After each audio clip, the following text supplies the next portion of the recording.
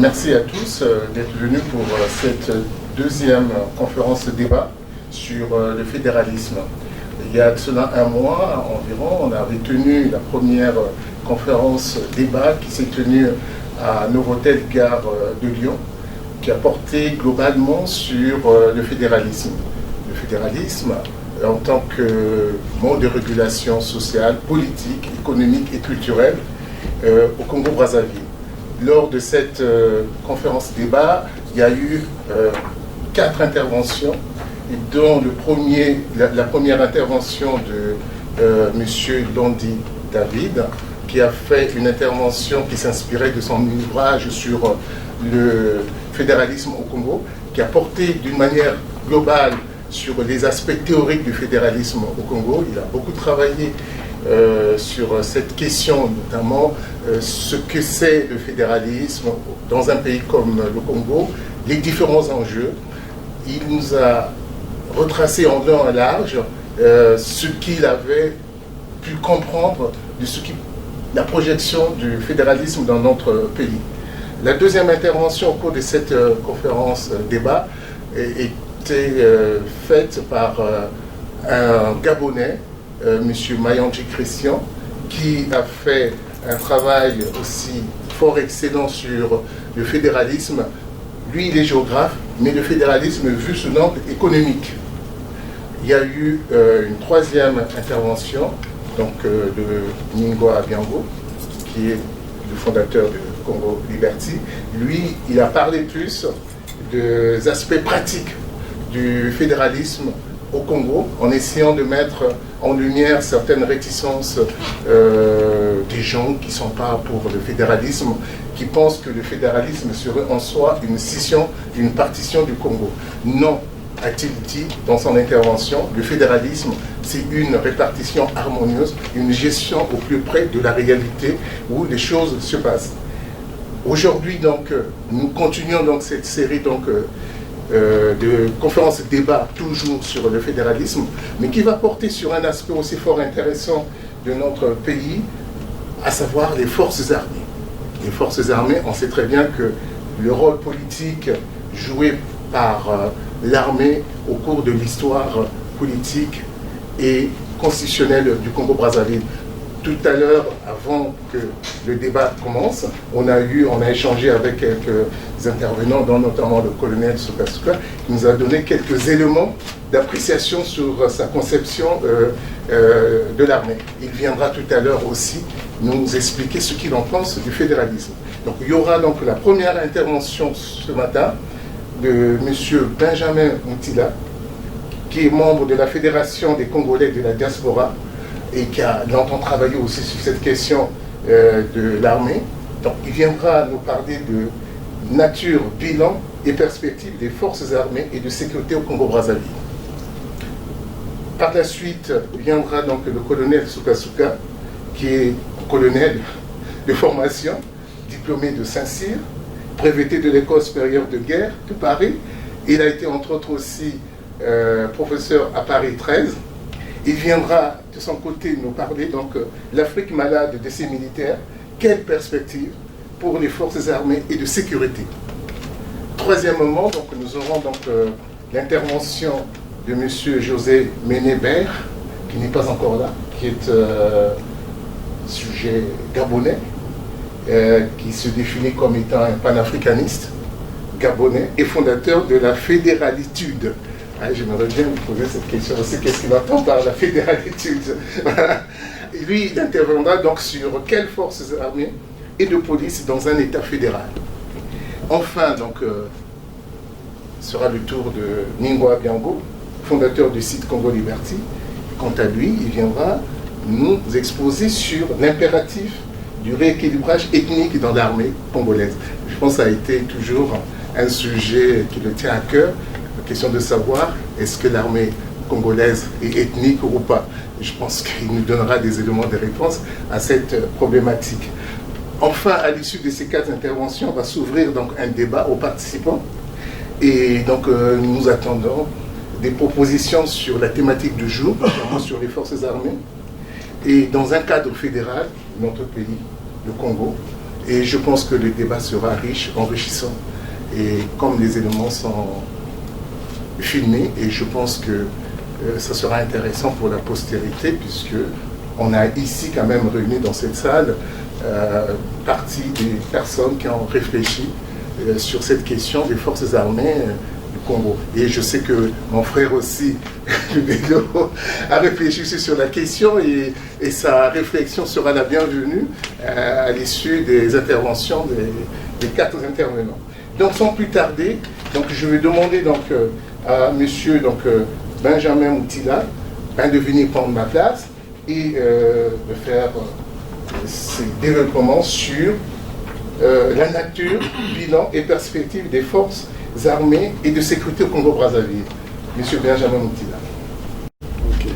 Bon. Donc cette réflexion, comme me l'a dit tout à l'heure Maître Alonga, effectivement, je l'ai faite au sein de la Fédération des Congolais de la diaspora depuis quelques années déjà, et j'avais eu à exposer ces réflexions-là en 2004 à l'Université de Vitaneuse, où on avait essayé d'avoir un débat sur les problèmes des armées en Afrique, ce qu'on avait constaté dans les différentes armées africaines, notamment les armes. Excusez-moi, j'ai effectivement tendance à baisser le ton au lieu de monter effectivement le ton. Ça, je crois que c'est un défaut, mais bon. Et donc je disais que on avait regardé effectivement les armées dans les pays francophones, parce que les armées anglophones sont faites différemment dans leur formation, et notamment après les indépendances, avec les nôtres, dans les pays francophones, ça a plutôt été la suite des armées coloniales. Donc toutes les armées africaines à ce jour sont plus des milices au service des pouvoirs que les armées républicaines dévolues à la défense des territoires. Parce qu'il n'existe pas de conflit inter-État, sauf parfois une intrusion de pays voisins pour une prédation de matières premières au service des multinationales, et en même temps, ils y instillent la peur et la résignation au sein des populations. On l'a vu dans le cas de l'Ouganda, qui fait des intrusions en RDC, ou des intrusions en RCA. On a vu le cas du Rwanda, qui a fait la même chose, et l'Angola, qui a été utilisé particulièrement par la France-Afrique chiracienne, pour venir chez nous, faire des intrusions chez nous, parce qu'il y avait le pétrole.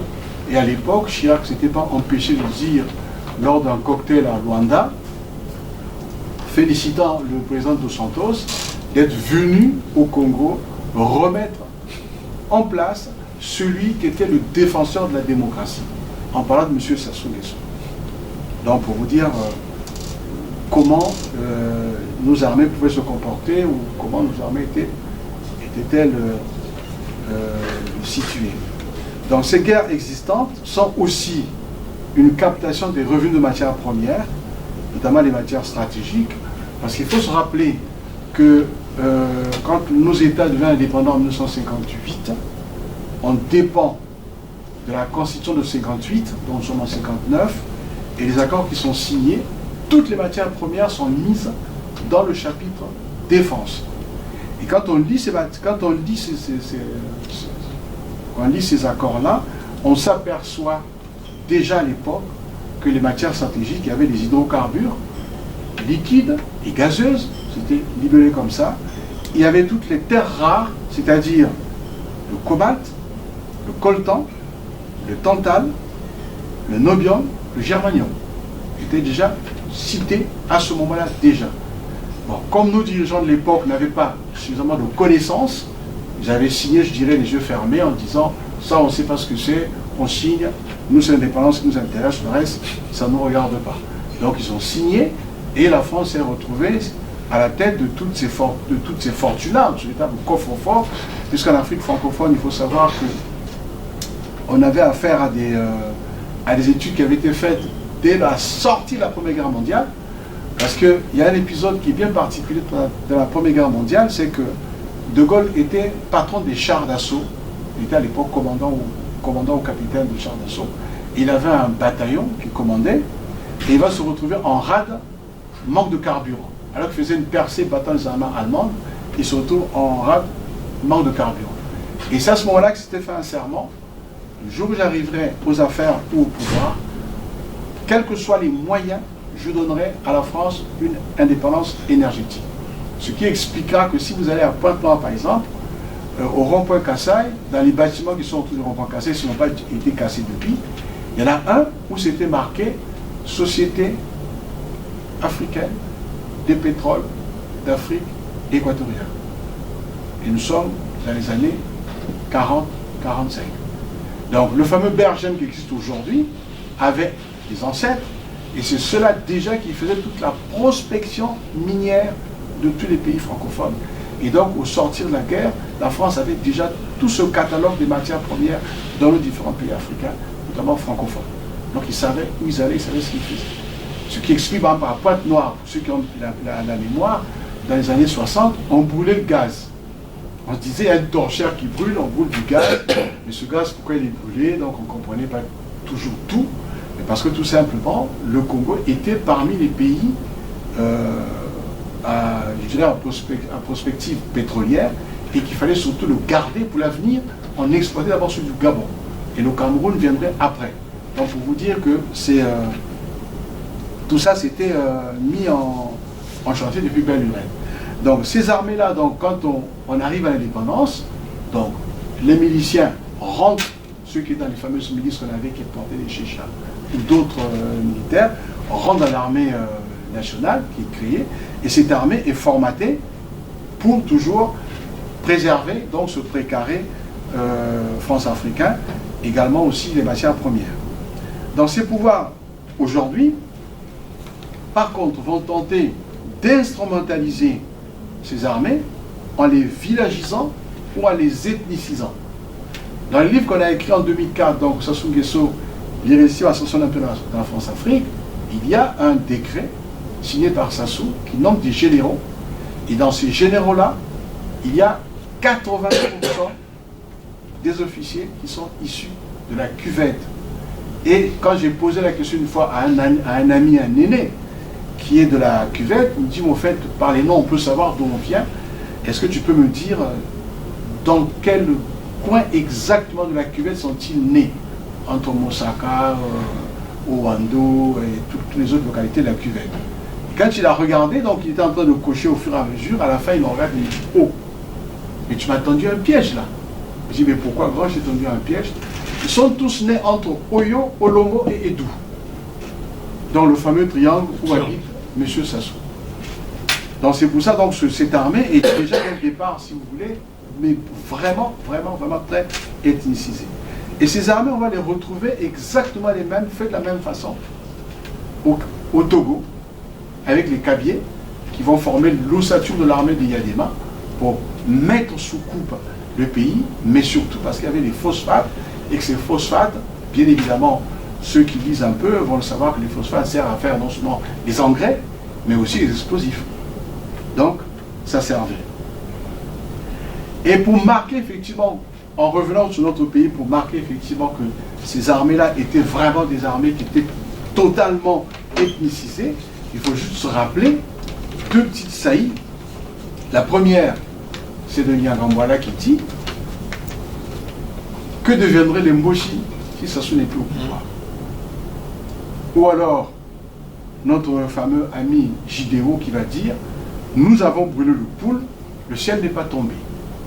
Donc, pour bien marquer qu'ils ont vraiment circonscrit l'armée, non pas à la défense du territoire ou à la défense des citoyens ou à une éducation civique, citoyenne des citoyens, mais ils ont ramené cette armée au rang de milice pour défendre exclusivement un pouvoir qui aujourd'hui défend, je disais pas plus tard qu'hier soir, un gars qui a fait une petite sortie qui m'a beaucoup fait rigoler, et c'est un peu ce qui se passait il y a quelques années quand les gens faisaient ce genre de sortie. Lui, il a parlé de parentocratie. Donc il a inventé notre mot parentocratie, et je me suis dit, tiens, effectivement, quand on regarde les nominations qu'il y a, quand on regarde les généraux qu'on a au pays, notamment celle de l'armée, c'est toujours, c'est le neveu, c'est le cousin, c'est le ceci, c'est cela.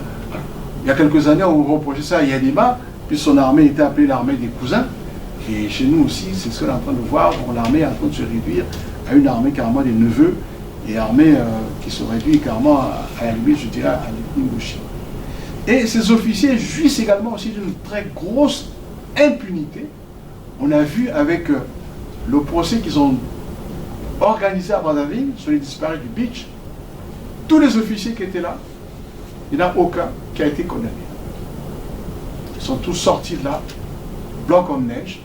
Comme disait Maître Nkouka, qui était un des avocats des disparus, qui avait dit, finalement, tous les gens qu'on a ici, que vous allez indemniser, ils se sont tout simplement suicidés par eux-mêmes. Et donc on les indemnise. Et croyez-moi, Monsieur le Président, il disait au président qui était président de la Cour de l'époque à PES, il lui disait, si aujourd'hui vous ne les condamnez pas, si aujourd'hui vous n'avez pas de coupable de ces assassinats-là, ces affaires vont rester ad vitam aeternam et vous le paierez plus tard, même dans 50 ans, comme ce qui se passe aujourd'hui avec les nazis. Malheureusement, ces dérives sont de véritables casses du tissu social et de la cohésion des États et des nations que nous sommes en train de construire. Donc ces milices se sont illustrées non pas seulement par des captations, mais aussi plutôt par des captations des prérogatives de l'État au profit de la famille au pouvoir, qui elle-même est au service des multinationales. Et certains préfets sont nommés à vie avec des pouvoirs tellement discrétionnaires que dans beaucoup de départements, dans beaucoup de régions, on voit des gens qui disparaissent et il n'y a aucun procès qui est fait. On voit de l'argent qui disparaît, il n'y a aucun procès, aucune instruction qui est faite. Et le pays continue à s'enfoncer dans la misère. Et cette armée-là, donc comme je disais, ces milices-là, servent tout simplement à faire des intimidations vis-à-vis des populations, donc instiller la peur au sein de la population pour qu'elle ne puisse pas se rébeller. Ils vont même au-delà voir des assassinats de jeunes. On a vu notamment au commissariat Chakona où des gens ont été tués et du responsable, on en avait eu. Et comme on a vu encore entre-temps, sous un pont de la route qui a été construite il n'y a pas très longtemps dans Brazzaville, des jeunes qui avaient été suppliciés sous le pont et les officiers qui les avaient suppliciés n'ont subi aucune remontrance, n'ont pas été interpellés par la justice et n'ont rien subi, sont en train de se pavaner, continuent à se pavaner dans la ville. Donc ces armées également aussi servent à voler, mais aussi à violer les populations civiles. Et ces deux manières de faire ont été tellement institutionnalisées que les coupables, les responsables, jouissent d'une impunité, mais totale. Et cela est montré très souvent vers les populations qui sont considérées comme réfractaires à leur pouvoir. Si vous vous rébellez, voilà ce qui vous arrivera. Je ne parle pas des bastonnades qui sont régulièrement organisées, des enlèvements qui sont régulièrement organisés, mais aussi, beaucoup plus grave, des trafics d'armes faits par les mêmes officiers pour créer des rébellions captives, comme on a vu le cas de Ntumi.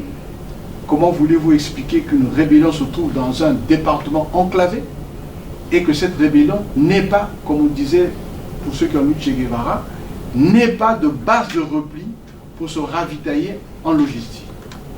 Alors qu'on a bien vu que les mêmes officiers de notre armée, les fameux généraux, ont bien dit que c'est eux qui fournissaient toute la logistique à notre ami Ntumi.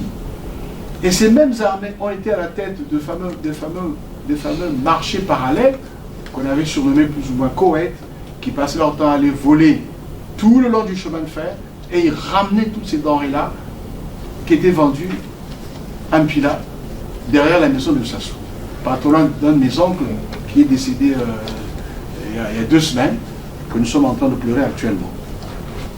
Donc voilà un peu le constat qu'on peut faire de ces armées-là dans nos différents pays francophones. Alors, quelles auraient dû être les missions d'une armée régulière? Si on essaie de lister un peu, ce sont des missions quand même très spécifiques qui doivent servir à une construction nationale, qui doivent servir à ce que cette société-là soit une société à toute épreuve, que cette société devienne un véritable État-nation où la sacralité de la personne humaine est au-dessus de tout. La mission essentielle aurait dû être la défense et l'intégrité territoriale de notre pays, de notre territoire. Et on aurait pu rajouter à nos armées, parce que nous ne sommes pas un pays très riche, donc entretenir une armée coûte très très cher, on aurait pu rajouter d'autres missions à cette armée-là. Et c'est un peu ces missions-là que j'avais plus ou moins observé au début de l'APN. On avait une forme d'intégration de l'armée dans le tissu économique, social, voire sanitaire du pays. Parce que l'armée servait entre autres aussi à construire des ponts, à faire des routes, à entretenir des unités de production, soit maraîchères, soit avicoles. Cette armée servait aussi de défense du territoire, non seulement territoire, je dirais, environnemental, c'est-à-dire protéger toute cette richesse faunistique que nous avons dans notre pays, parce qu'on a une richesse faunistique qui est extraordinaire. On aurait pu insérer cela comme mission de l'État, ce qui aurait permis de donner à notre armée une règle, je dirais, au-dessus de tout soupçon, qui serait la véritable défense de ce que les Grecs appelaient la res publica. Et ce qui aurait été un véritable exemple patent pour nos jeunes qui arrivaient. Et ce qu'on a vu, je dirais, en début, pour ne pas dire embryonnaire, du temps de Yulu, quand on avait fait le fameux service civique, où il y avait un melting pot des populations de toute la République, où il y avait, si ma mémoire ne me trahit pas, 3 centres, un à Pointe-Noire, un à Brazza et un à l'époque, on appelait Fort Roussé, à Ouando, où on regroupait les jeunes de tous les territoires de la République pour les mettre ensemble, ce que l'armée française appellera la circonscription, donc pour essayer de leur donner un sentiment d'appartenir à un même État, à une même nation. Donc avoir les mêmes intérêts, défendre les mêmes intérêts. Et cette armée, donc, dans ses missions socio-sanitaires, aurait été également aussi, avait servi aussi à l'époque, notamment dans les vaccinations, puisque l'armée ayant un service hospitalier, puisque rappelez-vous qu'à l'époque, notre armée envoyait des jeunes, ou plutôt poussait les jeunes à préparer les concours des grandes écoles, notamment santé navale, pour revenir au Congo, officier de santé militaire, qui est une formation différente d'un médecin civil. Donc ce qui permettait d'avoir des médecins qu'on envoyait à l'intérieur du pays, et donc assurer tout ce qui était mission régalienne de l'État en matière de santé, en matière de vaccination et autres missions également aussi. Donc voilà ce qu'on aurait pu donner comme catalogue de mission à cette armée-là, si on voulait vraiment construire une armée qui soit nationale. Maintenant, quel type d'armée pour ces missions-là? Tout à l'heure, j'ai parlé de circonscription. Donc, c'est un facteur d'intégration de tous les jeunes. On peut leur donner un sentiment d'appartenir à une même nation, à un même État, à une même nation. Donc, défendre les mêmes intérêts, d'avoir des intérêts communs, ce qui permet donc de ne pas s'étioler vers des défenses de particuliers. Et le recrutement se ferait sur cette base de cette circonscription-là, ce qui permet donc d'éviter des velléités de regroupement ethnique et d'avoir un tissu social d'intégration de nos jeunes. Donc ils partiraient avec une base qui leur permettait, en évoluant plus tard, en devenant adultes, de rester quelqu'un d'intègre, de rester quelqu'un qui aime cette nation-là, et non pas quelqu'un qui va défendre un pouvoir qui est dévolu à un individu. Ce qui nous éviterait d'avoir, comme on a vu dans cette armée, beaucoup d'officiers analphabètes. On a vu dans les différents procès qu'on a eus, des officiers qui arrivaient, qui avaient du mal à parler français et qui avaient du mal à s'exprimer, ou alors beaucoup de DVD qu'on a vu passer sur les réseaux sociaux, où on voit des officiers donner des ordres carrément embauchés, alors que nous sommes un État qui a comme langue nationale le français. Même pas en Lingala ou en Kikongo, mais carrément embauché. Donc ce qui est quand même très très grave pour notre pays. Alors que si on avait respecté tout ça, on aurait quand même tout ça et ce serait quand même quelque chose de bénéfique pour nous. Il faut juste se rappeler une chose, c'est que la conférence nationale avait adopté quelques actes très forts à l'époque. On aurait pu s'appuyer dessus pour essayer de construire quelque chose de sérieux. On avait retransformé l'APN, donc Armée Populaire Nationale, en Forces Armées Congolaises, en FAC, avec 3 armes, armée de terre, armée de l'air et marine. La Convention avait également demandé aussi la dissolution de la fameuse garde présidentielle, qui est plus une milice en terrain avancé, une milice qui défend exclusivement le pouvoir, une milice qui regroupe tous les crédits des forces armées congolaises, et comme le disait bien ce mot, la garde présidentielle, c'est tous les crédits leur étaient dévolus, donc ils défendaient le système, ils défendaient le pouvoir d'un individu, le pouvoir d'un clan, le pouvoir d'une mafia, parce que c'est comme ça qu'on peut effectivement l'appeler. Elle avait aussi également demandé aussi une démilitarisation de la police nationale et la réaffecter au ministère de l'Intérieur. Avoir une police qui soit là pour la défense du citoyen. Pour ceux qui ont fait un tour en Angleterre, ce serait à l'image des bobbies anglais. Parce que quand moi j'ai vu des bobbies anglais dont la police anglaise dans la rue, en train de jouer au football avec des jeunes dans un quartier, ce jour-là je me suis permis de prendre mon portable, de demander aux policiers de les filmer, et j'ai montré ces petits films-là à des jeunes ici pour leur montrer comment peut se comporter une police. Le jeune anglais n'a pas peur de sa police, alors que nous ici, les jeunes, quand ils voient la police arriver, ils partent tous en courant parce que la police, généralement, elle massacre les populations, elle tue les jeunes, elle parfois viole les jeunes. Et chez nous, encore pire, la police carrément tue les jeunes. Ce qui permettrait également, ce qui nous permettrait, si on avait mis tout ça en place, d'éviter ce trafic d'armes qu'on a dans le pays, où il y a un trafic d'armes de guerre. Tout à l'heure, on en parlait avant qu'on commence notre conférence. Il y a aujourd'hui au Congo une prolifération d'armes de guerre qui est vraiment extraordinaire, quoi. Moi, j'avoue que la dernière fois que j'y étais, c'était en 2001. Mais quand j'ai vu des Kalachnikov se promener avec des jeunes, parfois qui étaient plus petits que leurs armes, je me suis dit, mais dans quel pays nous sommes? Et j'ai eu le malheur d'amener un de mes enfants. Quand il a vu ça, ce petit m'a dit, plus jamais je ne repartirai chez toi. Comment on peut se promener avec des Kalachnikov dans la rue? Et aujourd'hui, mes enfants sont traumatisés quand on leur dit, parfois leur maman leur dit, mais je vais aller au Congo, qui veut venir avec moi? Ils taillent tous la zone comme ils disent. Maintenant qu'ils sont plus grands, qu'ils sont partis de la maison, quand leurs enfants leur disent, mais ton pays, tu veux pas qu'on nous aide? Où veux-tu que je t'amène là? Tu veux que je t'amène à Koh Lanta? C'est les réponses qu'il faut à leurs propres enfants. Donc pour dire que les armes chez nous ont tellement été distribuées que c'est devenu...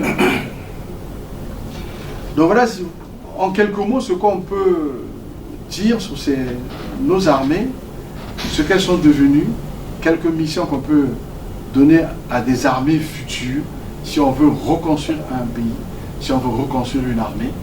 Et en tant que civil, voilà ce que moi j'ai pu planer et faire comme réflexion sur nos armées. Donc voilà. Ouais. Merci bien, M. Fila, de votre excellente intervention. Okila, pourquoi ne pas demander la dissolution de l'armée? Avec une armée qui ne fonctionne pas de la façon d'une armée normale, mais nous devons en tirer toutes les conséquences.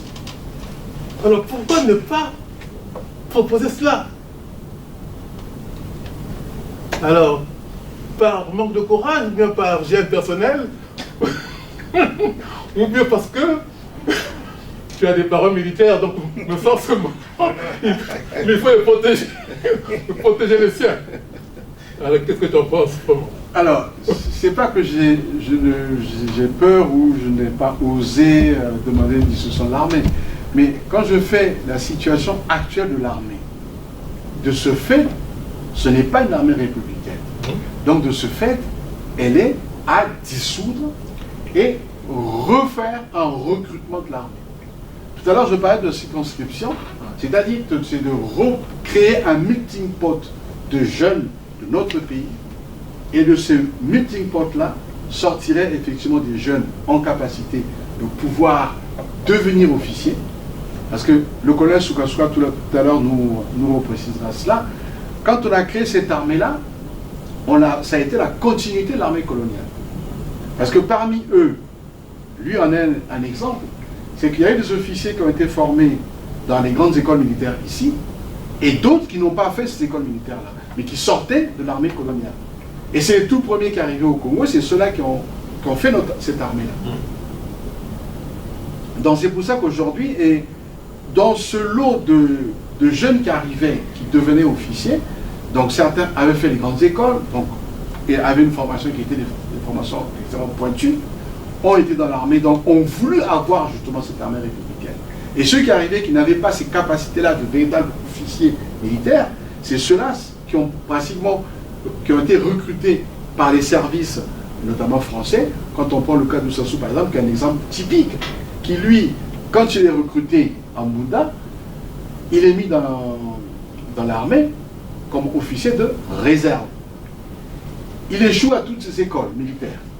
Et il est formé à Cherchell, où on formait les officiers qui allaient combattre les guérillas dans les différentes guerres coloniales françaises. Quand la guerre d'Algérie finit, cette école devait être dissoute. Les Américains l'ont récupérée avec les officiers de formation et ont tout ramené à Fort Bragg aux États-Unis. Donc pour dire que ce monsieur a été formé vraiment. Merci aussi au grand frère Benjamin, il y a longtemps qu'on s'était vu. J'ai eu un grand plaisir de l'écouter encore, comme toujours. C'est excellent. Alors, la question que je voulais poser d'abord, avant de poser ma question, je remercie une fois de plus le grand frère Benjamin de nous avoir proposé le format des échanges que je souhaitais. Effectivement, vous n'étiez pas là, vous n'allez pas comprendre, mais en tout cas, maître comprend très bien. Je m'étais insurgé la fois dernière du format qui nous était proposé, qui était vraiment intellectuel. Bon, je ne suis pas contre l'intellectualisme, bien au contraire. Mais voilà, moi, je souhaitais vraiment ce format-là, un format des échanges vraiment citoyens qui mélange effectivement aussi tout à fait un raisonnement intellectuel, hein, mais on ramène les choses à un niveau de compréhension de tout le monde, et c'est très bien. Et donc la question que je voulais poser, effectivement, j'entends souvent poser cette question-là, c'est-à-dire faire cette proposition, docteur, comme tu l'as dit. Il faut dissoudre l'armée. Alors, tu vas peut-être nous éclaircir, dissoudre l'armée parce que les pratiques de l'armée aujourd'hui, tout à fait d'accord aujourd'hui, je crois que nous sommes tous unanimes là-dessus, ne sont pas bonnes. Qu'il s'agisse de l'orientation politique, citoyenne qu'on a donnée à notre armée, ça ne nous convient plus, donc peut-être qu'il faut la dissoudre. Mais je voulais faire la différence entre cette position-là et l'autre position, pour certains, qui paraît comme étant une position de principe. Comme quoi, c'est comme si l'Afrique aujourd'hui n'a pas besoin d'armée. Et donc je voulais savoir à quel côté tu te positionnes, et le grand frère Benjamin pourra peut-être nous instruire là-dessus. Mais si je peux me permettre, je renverserai la question de dire, est-ce que, docteur, vous avez des raisons pour vraiment défendre cette position de la dissolution de l'armée, d'autant plus que, je crois que le colonel Soukasouka va peut-être nous expliquer là-dessus, une armée quand même importante, surtout pour le cas de nos pays, où aujourd'hui, pour nous prendre que ce qui se passe avec un peu les ambitions hégémoniques de Kagame qui veut s'installer partout. Donc l'armée, pour moi, reste quand même, dans ses missions de défense de la nation, quand même quelque chose qui doit exister chez nous aujourd'hui. Mais bon, docteur, tu as peut-être des arguments pour nous convaincre. Donc voilà ma question. Là, j'avais voté là. Si vous avez une réponse, pourquoi pas à cette question?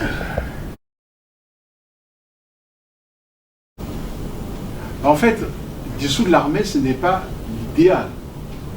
Parce que l'armée, elle sert à quelque chose. L'armée, non pas seulement, comme je l'ai dit, hein, la défense de l'intégrité territoriale de la souveraineté de la nation, mais l'armée peut aussi être une école de l'apprentissage, de la citoyenneté, et surtout, l'armée permet ce fameux melting pot de toutes les couches sociales du pays pour qu'on puisse dire on appartient à une nation, on appartient à un même groupe d'intérêts communs.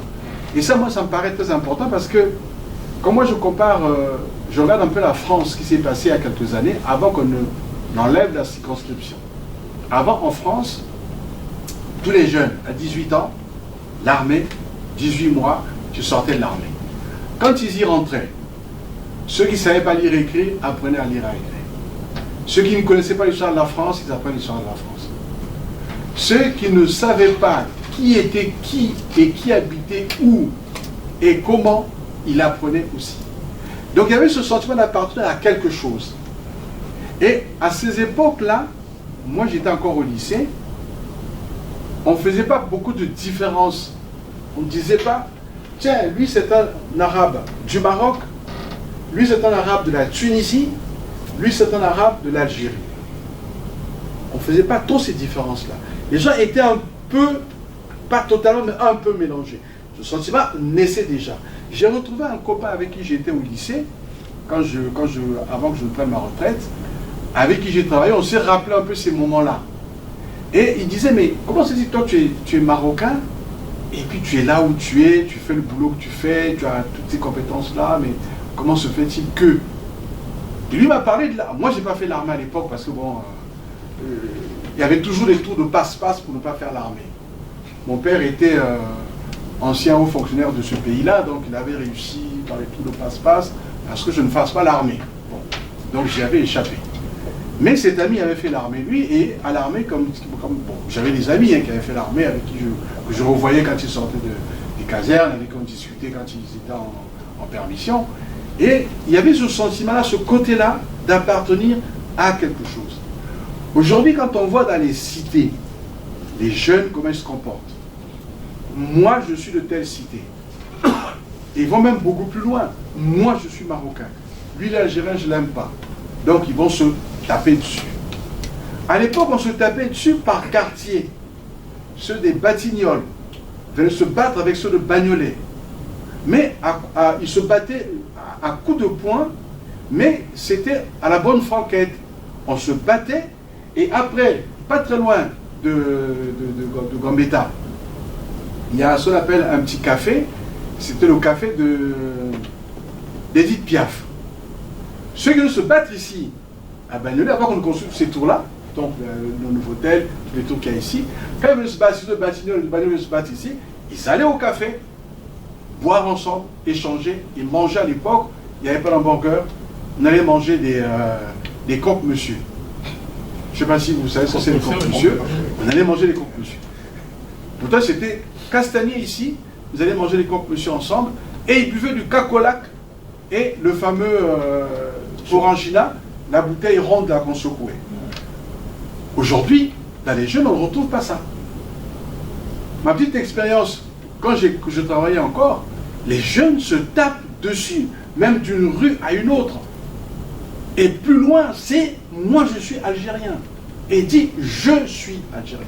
Donc ce sentiment d'appartenir à un même pays, à une même nation, a complètement disparu chez les jeunes.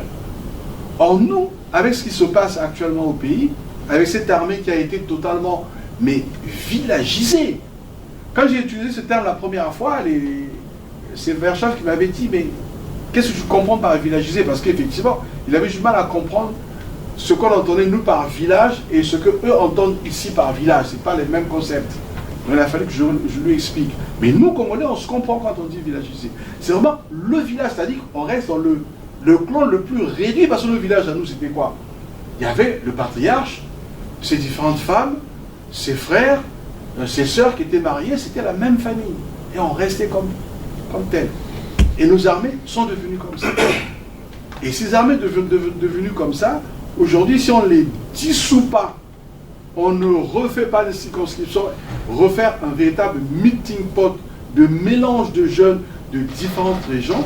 Et ça, on l'a vu sous Joulou, quand j'ai posé la question aux anciens, quand il y avait le fameux service civique les gens qui se promenaient en culotte kaki, avec une chemise kaki et un calot kaki, mais ils venaient de différentes régions, ils se retrouvaient ensemble, donc c'était un melting pot. Et quand on a vu sur Massamadeba le fameux ARR, Action Régionale Rurale, c'était exactement la même chose.